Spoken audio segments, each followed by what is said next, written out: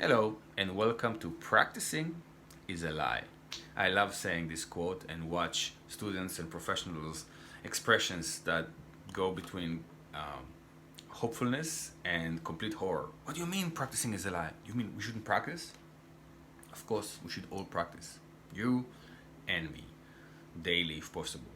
But there is a part of practicing which is not realistic to where we're aiming for, and we need to realize our holes, the holes in our game, in order to make it possible for us to walk on stage and play to our best for the first time. So there's one thing about preparing for the first moment that you're on stage, while in a room where you can just play it again and again and again and again. And another form of lying, which is actually much more serious form of lying, is when we do not take into account or we do not see the real mistakes that we make, and we smother them over, or we just don't see the holes in our game, and then suddenly when we're on stage we fall into those holes. So in this series, I would like to make it a series of practicing is a lie. We will discuss all these little mistakes that make us spend or waste the most precious commodity we have, which is time. I mean, if we practice 2 hours, we would like to get 2 hours worth of practicing.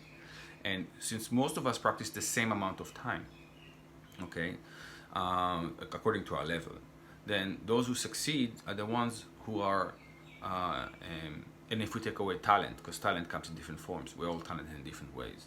So when we practice the same amount of time, and some of us succeed and some of them of us do not, it's really up to how we practice that makes the difference. Now, before I start, a little bit of self-promotion. My father and I are walking with the times, and we're going to do our first online masterclass in the end of July, 31st or 30th of July till the 3rd of August 2020. And if you would like to participate or just listen, please email me, and we can try to make that work. And email is eyalkless@gmail.com. It's probably going to put it down just where I am right now, so you can just watch it. Anyway, so now let's go to Practicing is Alive. And because YouTube is telling me the attention span of my viewers are just a little bit above goldfish, no offense, but that's what the numbers are saying.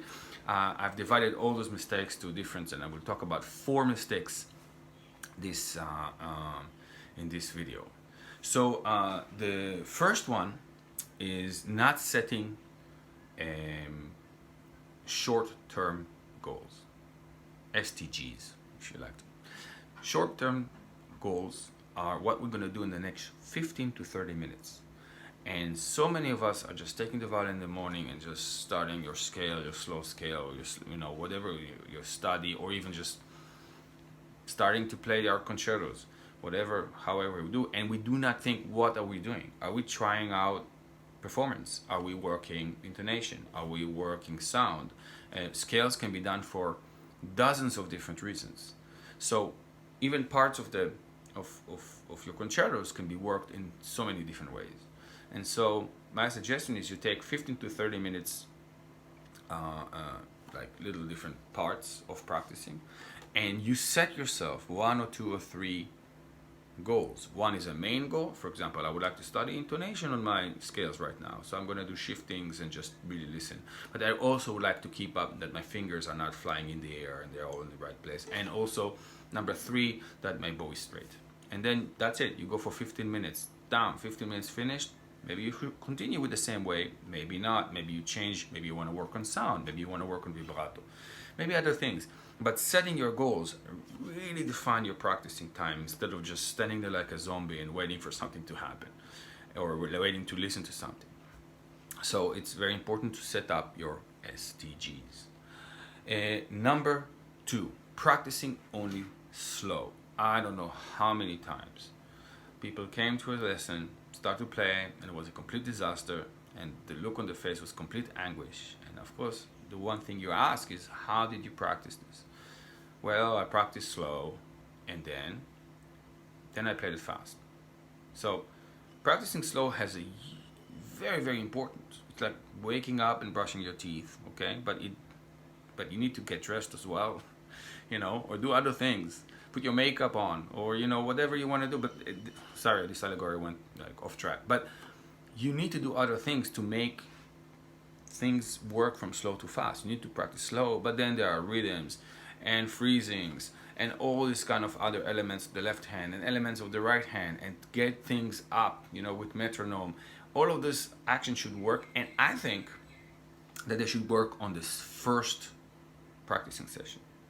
Like you take a beginning of Lalo, or you get a beginning of whatever piece you want. Lalo I just like to do because it's so difficult, and you practice it until you can play that on time, because playing it only slow for 2 weeks will only teach you how to play it slow for 2 weeks, and then comes the third week and you're trying to play it fast and you fall.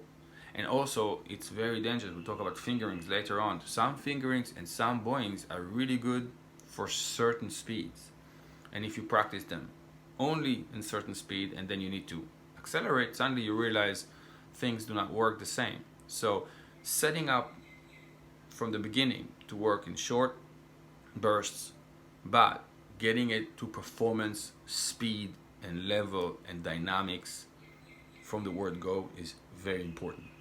And not doing it is wasting a lot of your time.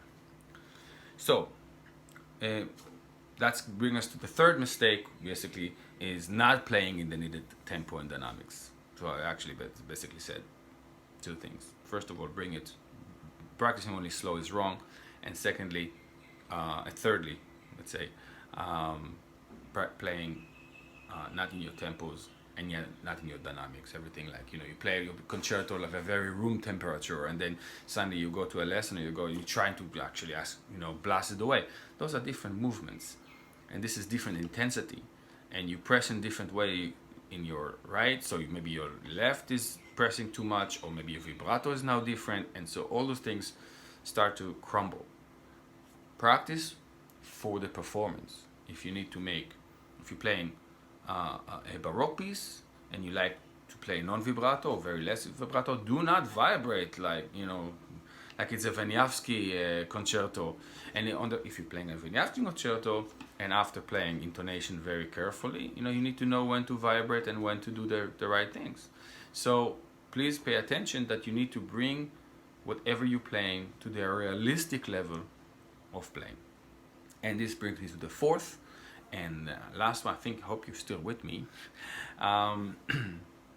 which is the practicing fingerings on the page. Now, okay, we all get the music, we'll download the music or buy the music if we're nice, and there are some fingerings on the page, and they are not the composer's fingerings. Some of those fingerings are from really very famous teachers or very famous artists, or even your teacher is giving you fingerings. That's also fine. I mean, we like to do it. We like to stand there and just put our fingerings on the page. Lesson is a bit faster, we get to play a little bit, we get to show our tricks. It's fine. We also a lot of the time save you time for trying out, like we call it stupid fingerings, and then you come to the lesson and what you're doing for the last 2 weeks, no change. But actually from a certain level you must try your first fingering for the following reasons. One, every professional I know changes their mind with fingerings and bowings. 1 week they're doing this way, another month they're doing another way.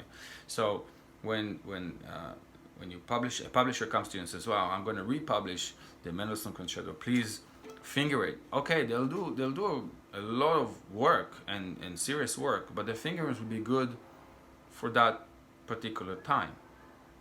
They might change their mind a day later, but it's already too late. And I've heard stories from people who've done it.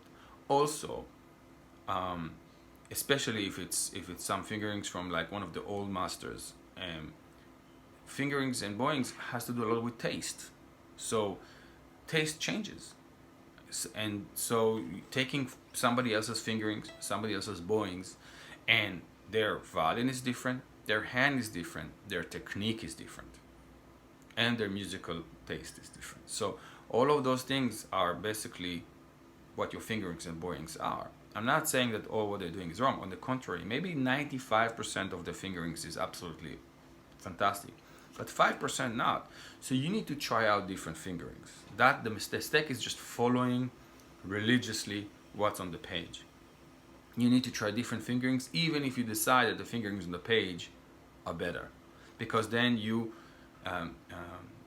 work with sound, and sound is what we have. Musicality is your calling card. This is your freedom, actually. And music usually will tell you what to play, how to play it, how fast to play it, how loud to play it. So we're just performing monkeys. So where is our individualness comes to mind? It's our fingerings and bowings that make a huge difference on the music. Our speed, how fast is our allegro, how slow is our andante, all of the things that we need to decide for ourselves, hopefully in kind of like that little box that is what we do in tradition. Although I'm all for breaking tradition, and I do it all the time. I'm setting my own tradition. So those are the 4 mistakes, and I hope that you are still with me. It's been 11 minutes, so if you are, good for you. And I will do some more. If you're interested, you can post more mistakes that you think, and I would love to read them. I read all of your comments, a lot of the time, the good ones and even the bad ones. And if you're interested in the masterclass, write to me at eyalkless@gmail.com. Peace, bye.